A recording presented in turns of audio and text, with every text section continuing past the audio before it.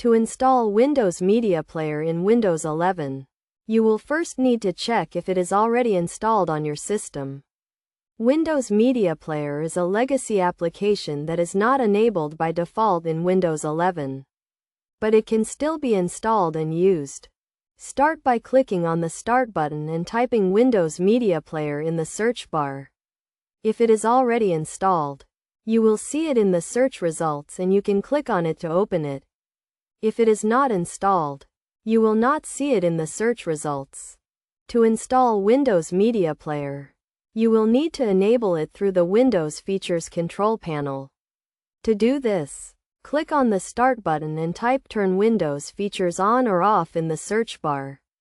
Click on the result to open the Windows Features control panel. In the Windows Features control panel, scroll down and check the box next to Windows Media Player. Click the OK button to save your changes.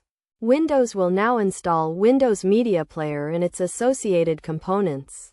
Once the installation is complete, you can find Windows Media Player in the Start menu.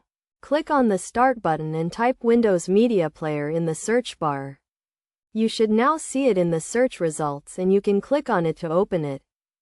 Windows Media Player is now installed and ready to use. You can use it to play your favorite music and video files, as well as to rip music from CDs and burn music to CDs.